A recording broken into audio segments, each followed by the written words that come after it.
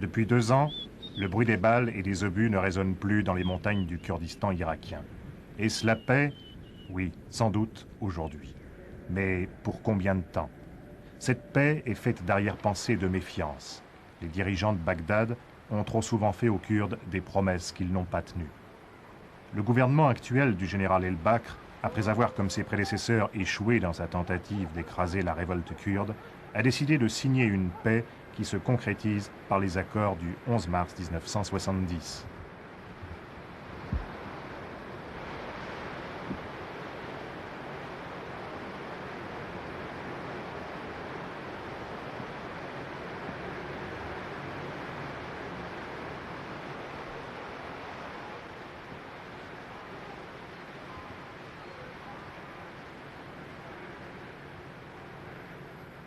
Les Kurdes sont des gens de montagne, habitués à mener une vie rude. La guerre les a encore endurcis. Avec la sédentarisation, ils abandonnent progressivement l'esprit tribal, hérité du nomadisme et de la transhumance. Le nationalisme l'a remplacé.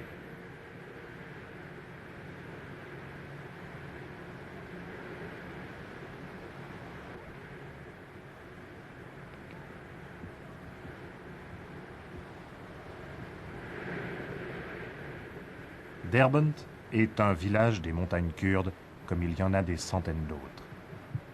Avec ses 150 maisons, il abrite plus de 900 habitants qui tous vivent de la terre. L'eau, ils vont la prendre à la rivière, et ils ne connaissent l'électricité que depuis une année. Jamais un seul policier n'a pénétré dans ce village. C'est le Parti démocratique du Kurdistan qui maintient l'ordre et qui rend la justice.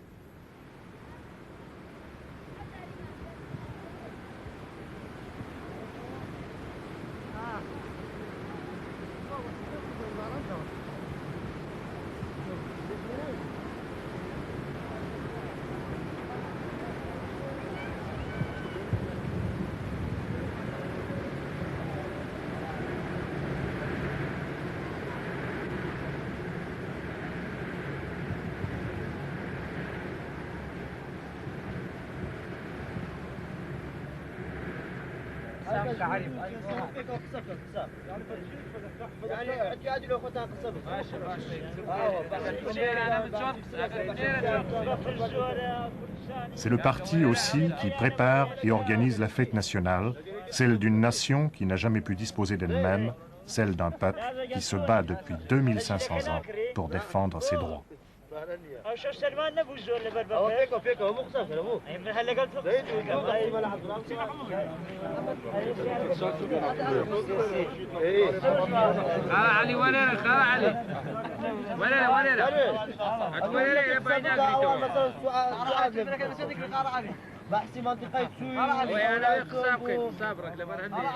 Le Kurdistan ou la mort. C'est le slogan qui symbolise la volonté d'autonomie du peuple kurde.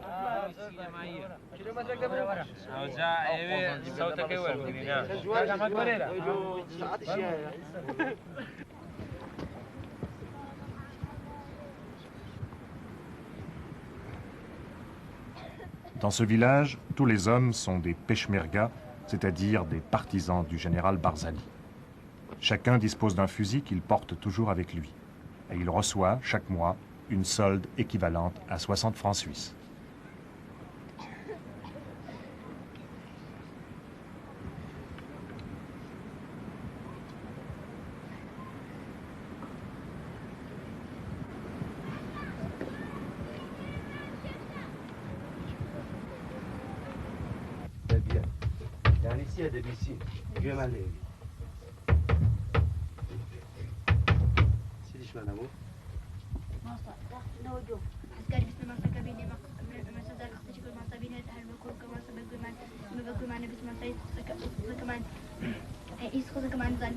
Le Parti démocratique du Kurdistan, pour lutter contre l'analphabétisme, a lui-même fait construire 150 écoles et formé 200 instituteurs. Ici, à Derbent, sur 3 instituteurs, un seul a été engagé par le gouvernement. Les 2 autres dépendent du bureau politique du parti. سنبين يعني محروم نبين لو قسانيكا عالم إيكا أما تيبكين بل ما صار أما أبنين كوا قردن قيم جو قسان كردن هاي قيم قسان كردن إيه مدى دور بولا راستوا هاد بون كوا هاد بون عراق داجير بكن لصالي كم داجير لصالي 1910 داجير بسروكاتي جنرال موت باش بس بلام عراق رانا وستاو شورشي قورة بربابو لصالي 1920 شورشة بربابو بلام إنجليزا كان ويستيان بيبجين وبرانتيان نفجاو هستان فيسري كل حسينيان هناك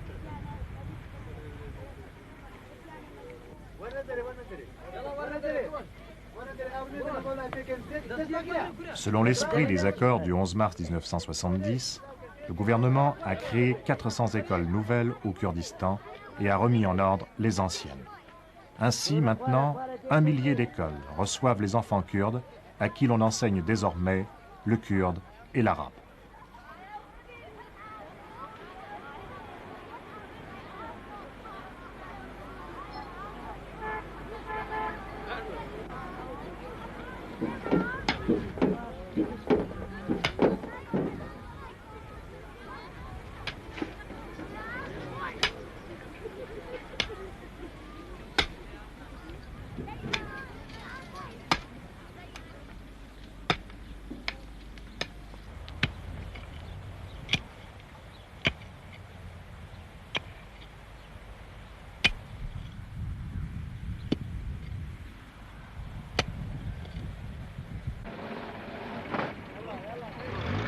Les troupes de Barzani contrôlent pratiquement plus de la moitié du Kurdistan irakien, ce qui équivaut à une surface égale à celle d'un pays grand comme la Suisse. 1 million de Kurdes vivent sur ce territoire libéré de la tutelle gouvernementale, et toutes les routes sont contrôlées par l'armée révolutionnaire.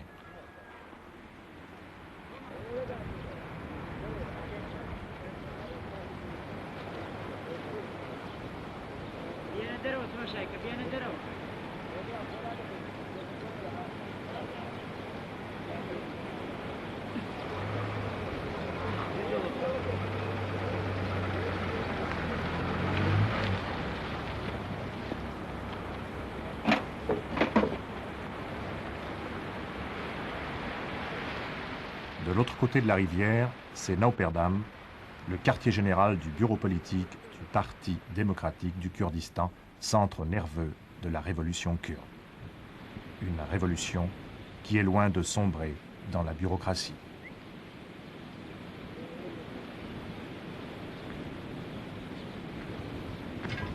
Le docteur Mahmoud Osman, membre du bureau politique, partage son temps entre son activité de médecin et ses responsabilités au sein du parti. Après le général Barzani, il est le personnage le plus important du mouvement kurde.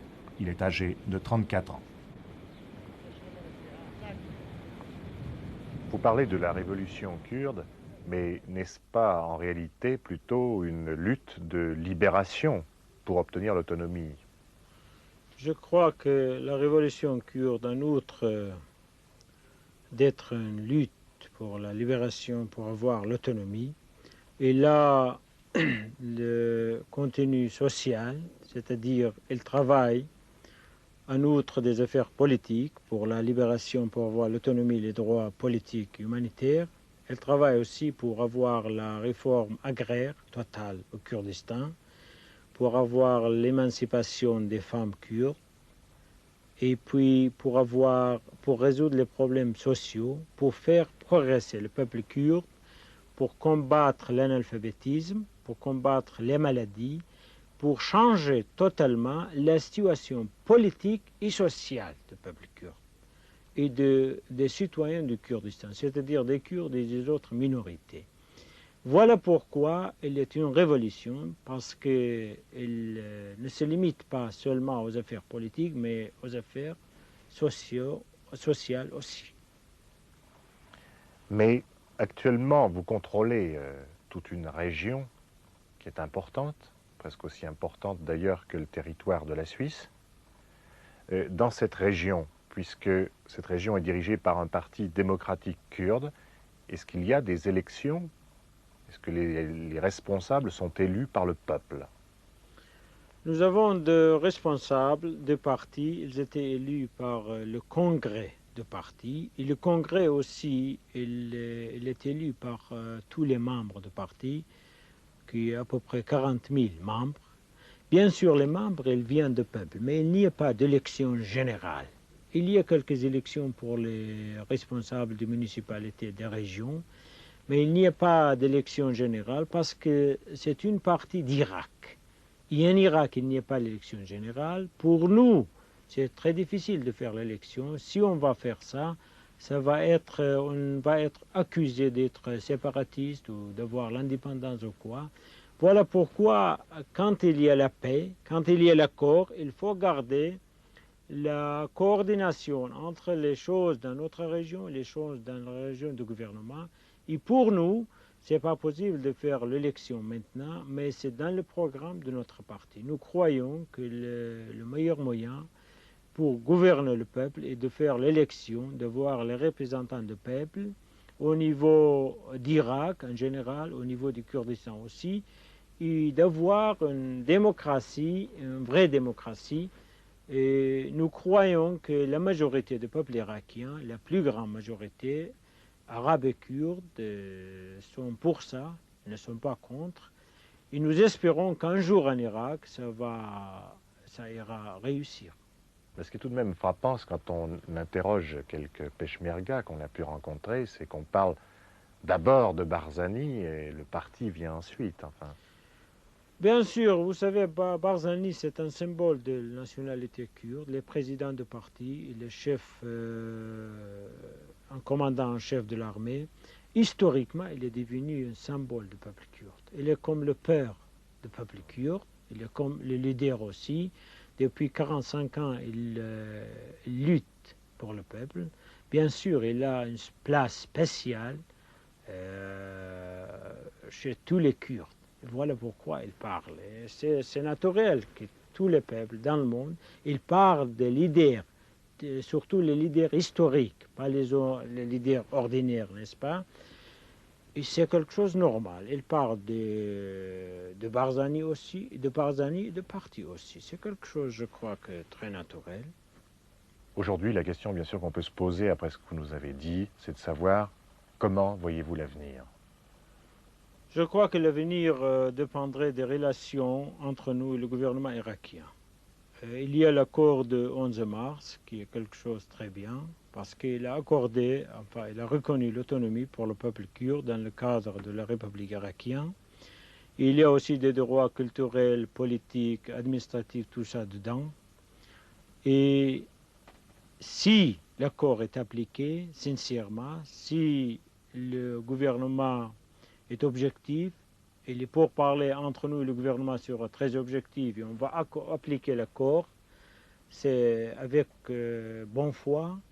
Malheureusement, pour le moment, on ne le trouve pas, mais on espère, c'est l'espérance pour l'avenir de le trouver, parce que s'il n'y a pas de réalisme dans les pourparlers, dans les contacts, il y aura encore une autre voie, c'est le combat, et c'est quelque chose contre tout le peuple irakien, nous sommes contre ça, et nous n'allons pas reprendre la guerre, sauf s'il y a quelque chose de défensif et obligatoire.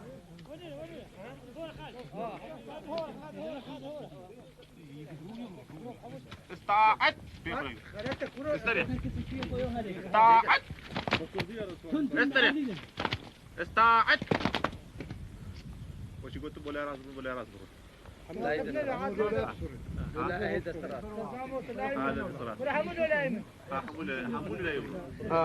À l'issue de la guerre contre les divisions irakiennes, l'armée révolutionnaire du Kurdistan comptait 24 000 peshmergas sous les ordres du général Barzani.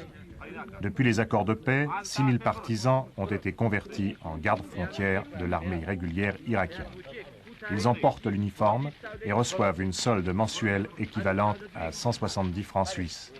Mais ils ne sont commandés que par des officiers de Barzani habillés en peshmerga.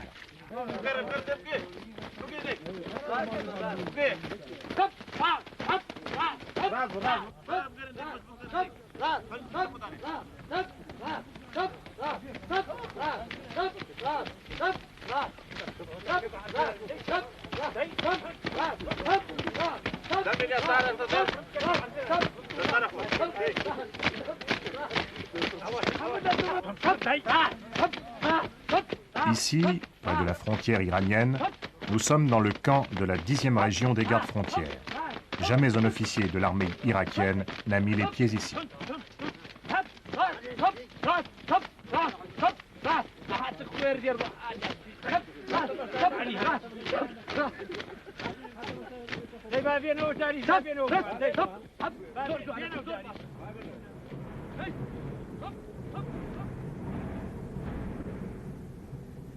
Le mollah Mustapha Barzani est considéré comme le dernier seigneur de la Révolution. Il a 69 ans. À l'âge de 3 ans, il connaissait déjà la rigueur des prisons ottomanes. Il avait 14 ans lorsqu'il prit son premier fusil. Depuis lors, il a presque toujours vécu dans le maquis.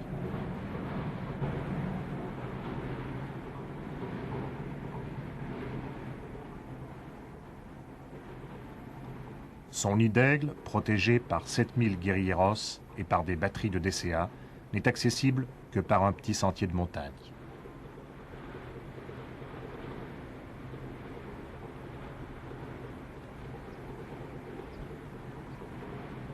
Général, nous avons appris en Europe avec surprise et avec même stupeur qu'il y a quelques mois, vous avez été victime d'un attentat alors que nous croyons que vous viviez ici en paix à la suite des accords du 11 mars 1970.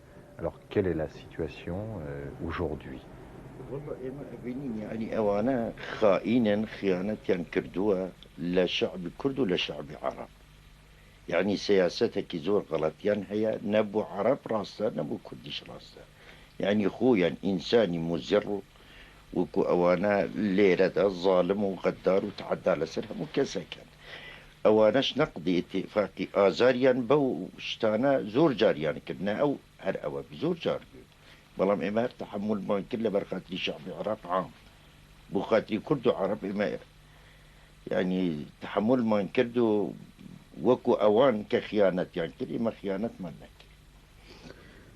Il dit que, bien sûr, je crois que la politique du gouvernement actuel est très fausse. La politique n'est pas du tout au bénéfice du peuple irakien, ni kurde, ni arabe. Ils ont fait beaucoup de choses qui étaient très mauvaises contre nous, ne pas appliquant comme il faut le traité de 11 mars, et l'attentat a été l'une de ces choses-là. Je crois pour le moment aussi, si la politique actuelle ne change pas, la situation n'est pas bien, mais quand même, nous allons, dans les mesures de possible, garder la paix pour le bénéfice du peuple irakien en général, arabe et kurde, et pour avoir, si possible, la paix pour tout le monde en Irak. Mais avec ça aussi, on n'est pas satisfait avec la politique actuelle du gouvernement qui est pratiquée avec nous et avec le peuple irakien en général.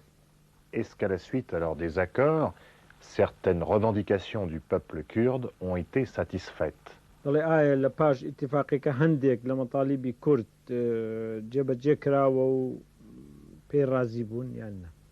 لا والله لا ولا وين رازين.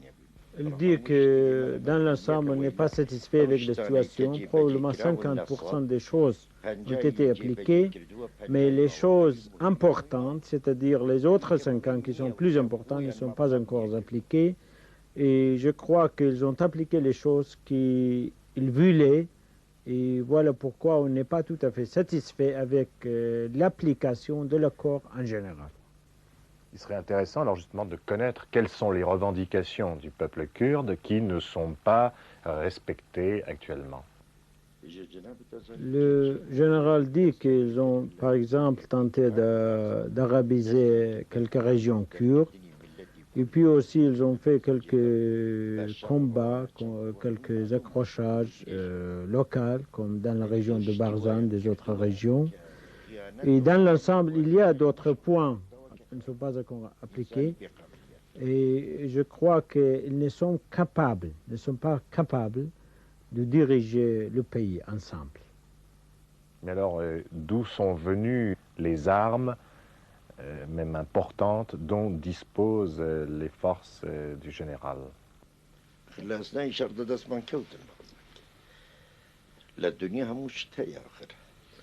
Général dit il y avait beaucoup des armes qui ont été prises pendant les combats, c'était à l'armée irakienne. Et puis chacun a ses moyens d'avoir des choses.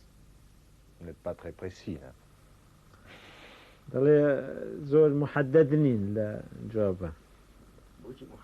Il dit qu'une partie, comme je vous ai dit déjà, a été prise à l'armée irakienne et l'autre partie a été achetée à l'étranger par des moyens spéciaux, n'est-ce pas, d'Europe, des autres pays. Certaines personnes ont prétendu que le mouvement kurde avait des sympathies vis-à-vis d'Israël. Qu'en est-il en réalité? حقيقتي أواهر خوان تصور بك إما ملتك ومظلوم حكومتي إسرائيل خوي حكومتك إما شون عطف لسر أوان بدبي بعكسي أوا بلن إسرائيل عطف هي لسر كردستان. Le général dit nous sommes un peuple opprimé et puis Israël c'est un gouvernement, il n'a pas besoin de nous, d'autres un peuple, un petit peuple comme les Kurdes. Je ne sais pas, c'est pas comme ça, mais probablement il y a des propagandes disant qu'Israël a sympathie pour les Kurdes, mais pas les Kurdes pour Israël. إما ملتك مظلومي إما ملتك مظلومي إما لقالها مو عالمي الدنيا اشتكي عداي منية لقالها مو كزدوستي. Elle dit nous sommes un peuple opprimé, nous n'avons pas d'animosité contre le peuple du monde. Nous sommes des amis de tout le monde, en général. Nous voulons être amis du peuple du monde en général. Est-ce que le général a des rapports avec d'autres mouvements kurdes en Turquie, en Syrie ou en Iran? Dans les علاقة هيا لقال حركات تري كردي لإيران وتركيا وسوريا. إما علاقة من لقال نية علاقة من حد لقال العراق لقال كسيترية طبيعة. Il dit nous n'avons pas de rapport, notre mouvement concerne seulement le Kurdistan d'Irak, le peuple irakien, les Kurdes d'Irak seulement. Et ce qui veut dire que la revendication n'est pas du tout de se joindre aux autres mouvements kurdes pour former un Kurdistan véritable, étendu sur l'ensemble de ces pays qui regroupent des Kurdes. Il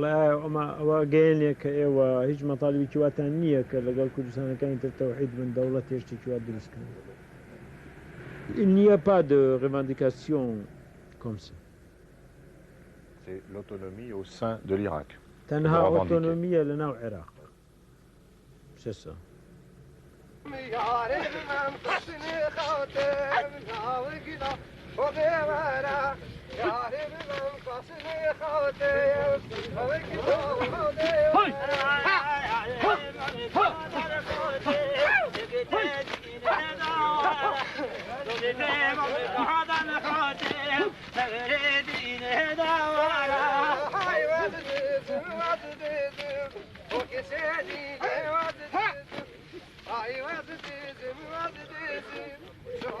Le capitaine Abdullah Pishderi, qui commande ce bataillon, a été l'un des héros en 1966 de la célèbre bataille de Rovanduz, le Verdun kurde. À la tête de 150 Peshmerga, au cours d'une attaque surprise, il a mis en fuite 15 000 soldats irakiens.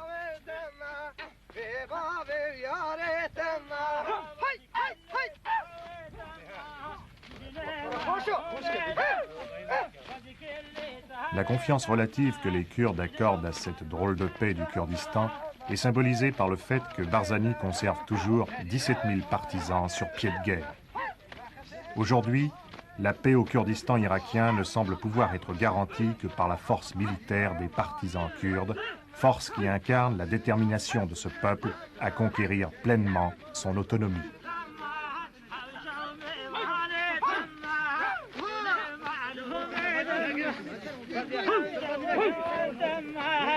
No,